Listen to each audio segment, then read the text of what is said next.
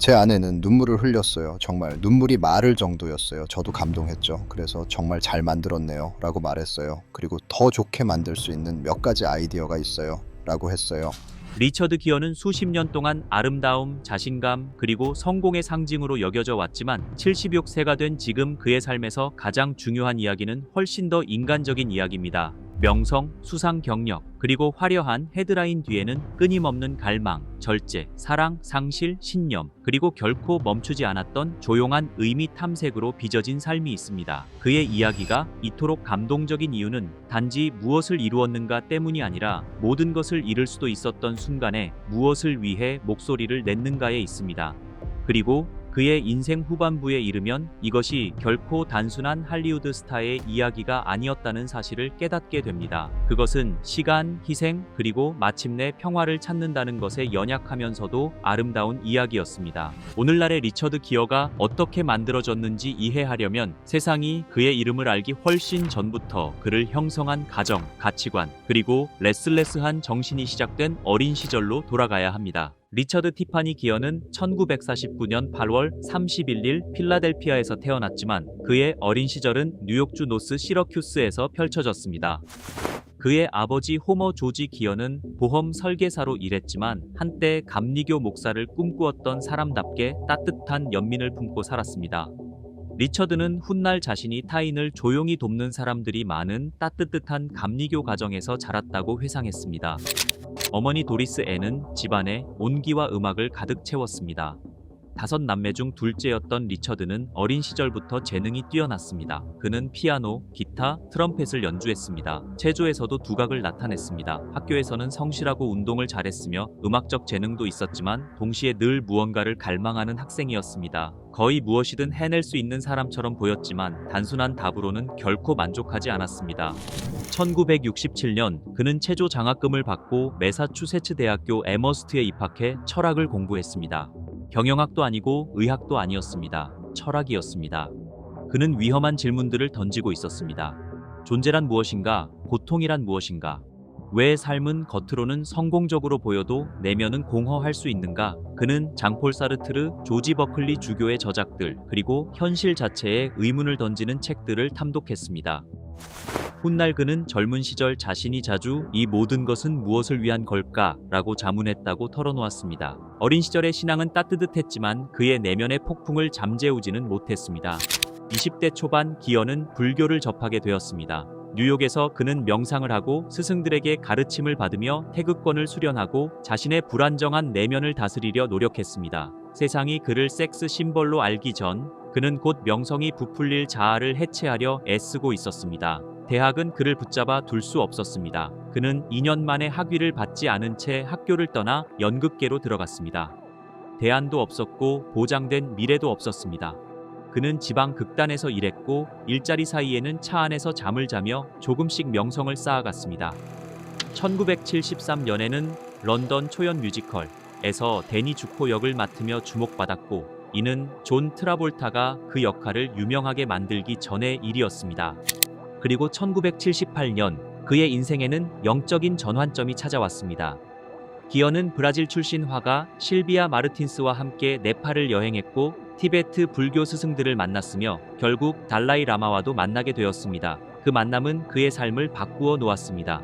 달라이 라마는 심지어 메소드 연기의 집착, 즉 분노와 고통을 인위적으로 만들어내려는 방식에 의문을 제기했습니다. 기어에게 감정은 숭배해야 할 보물이 아니었습니다. 그것은 단지 마음을 스쳐 지나가는 날씨와 같은 것이었습니다. 그는 겔루파 전통을 따르는 진지한 티베트 불교 신자가 되었습니다. 티베트를 여행하고 승려들과 수행하며 불교를 유명인의 액세서리가 아니라 삶의 규율로 받아들였습니다. 그리고 그의 내면이 방향을 찾기 시작할 무렵 외적인 삶은 폭발적으로 변화했습니다. 1977년 미스터 굿바를 찾아서를 통해 짧지만 강렬한 존재감을 남겼고 1978년 테런스 멜릭의 천국의 나날들은 평론가들의 주목을 받게 했습니다. 그리고 1980년 아메리칸 지골로가 개봉하면서 그는 하룻밤 사이에 스타가 되었습니다. 로스앤젤레스의 화려함과 위험 속을 살아가는 매력적인 남성 줄리언 케이를 연기하며 그는 단순한 배우를 넘어 하나의 환상이 되었습니다.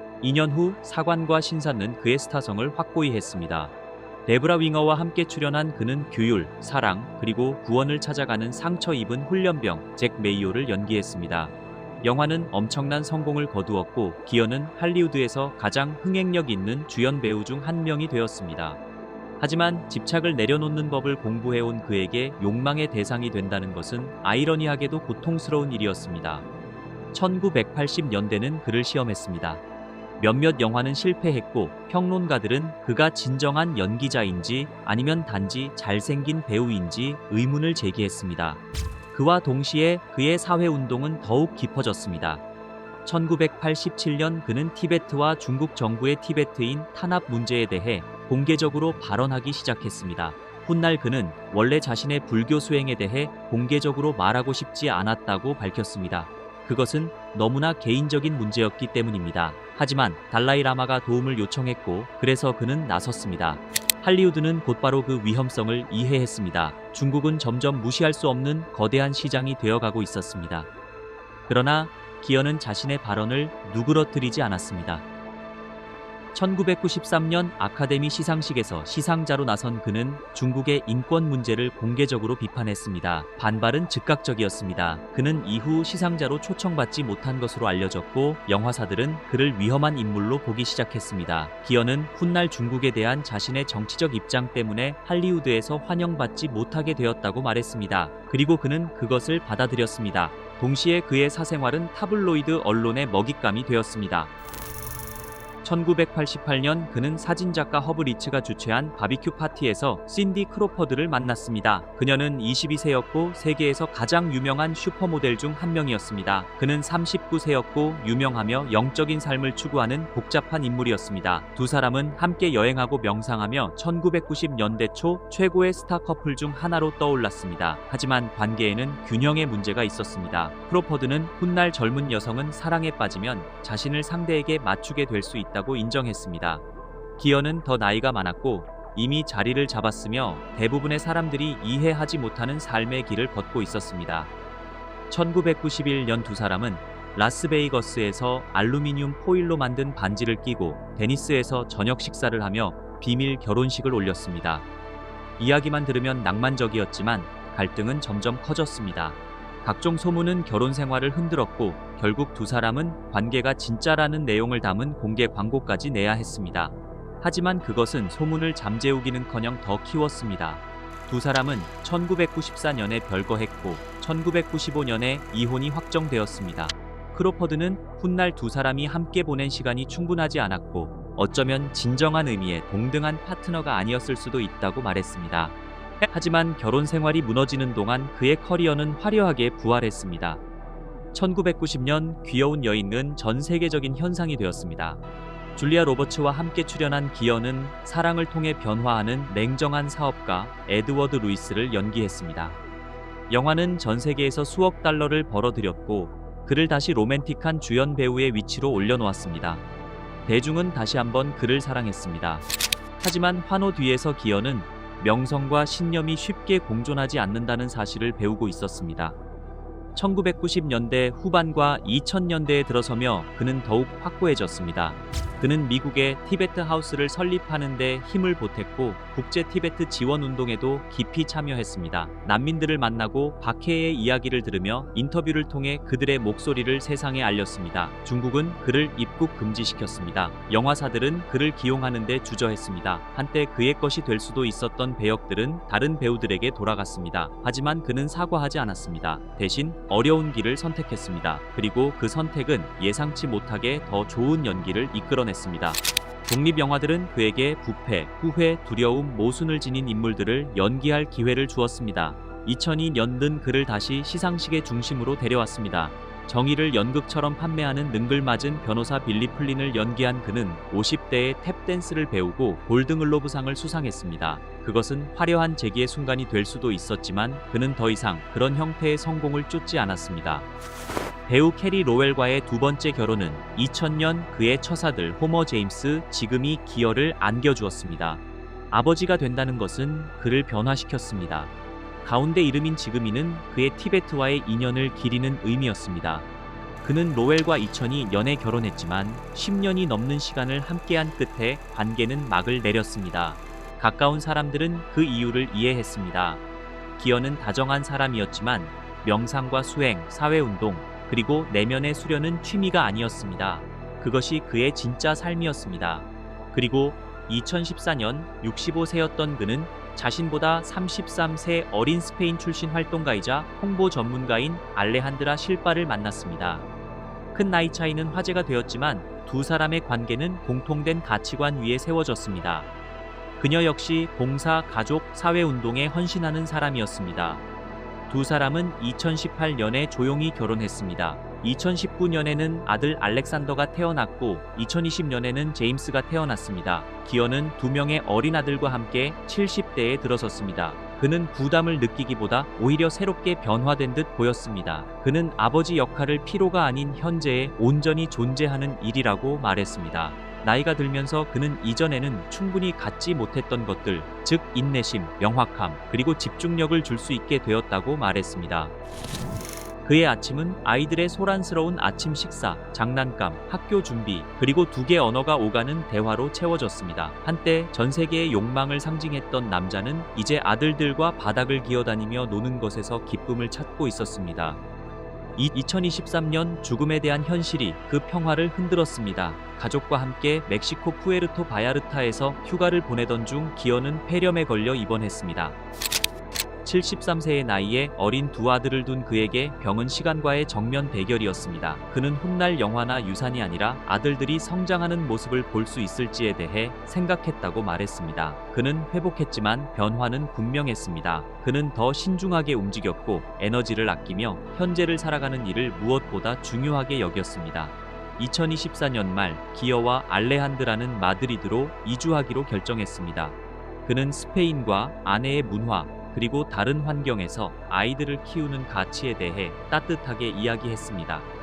알레한드에게 그곳은 고향이었습니다. 기어에게는 미국식 유명세에서 한 걸음 더 멀어질 기회였습니다. 마드리드에서는 산책을 하고 장을 보고 아이들과 시간을 보내며 아이콘이 아닌 남편이자 아버지로 살아갈 수 있었습니다. 하지만 그는 침묵하지 않았습니다. 2025년 스페인의 고야 시상식에서 국제 공로상을 받은 그는 권위주의를 비판하고 부족주의의 위험성을 경고했습니다. 그의 발언은 다시 화제가 되었지만 그는 이미 수십 년 동안 자신의 신념 때문에 대가를 치러온 사람이었습니다. 그는 비난이 무엇인지 알고 있었고 배척이 무엇인지도 알고 있었습니다. 또한 중요한 일에 쓰이지 않는 영향력은 아무 의미가 없다는 사실도 알고 있었습니다. 76세가 된 지금 리처드 기어의 삶은 한때 할리우드가 판매했던 환상과는 전혀 다릅니다.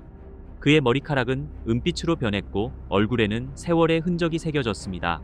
블록버스터의 시대는 지나갔습니다. 하지만 그가 겪은 배척은 오히려 자유가 되었습니다. 그는 명성도, 돈도, 추억도, 상도 가지고 있습니다. 그러나 그는 마치 그 어떤 것도 아이의 손을 잡는 순간만큼 중요하지 않았다는 듯 이야기합니다.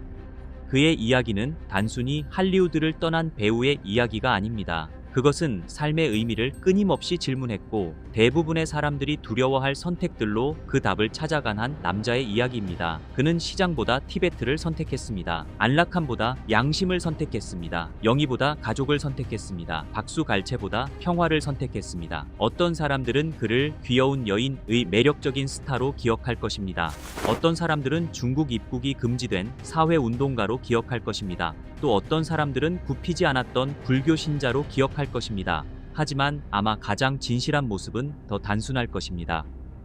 시간의 한계를 알고 두 어린 아들과 함께 천천히 마드리드 거리를 걷는 나이든 아버지의 모습 말입니다. 리처드 기어는 우리에게 유산이란 명성이 남긴 소음이 아니라는 사실을 일깨워 줍니다. 그것은 우리가 무엇을 위해 헌신했는지, 누구를 지켜냈는지, 그리고 얼마나 정직하게 살았는지를 보여주는 조용한 증거입니다.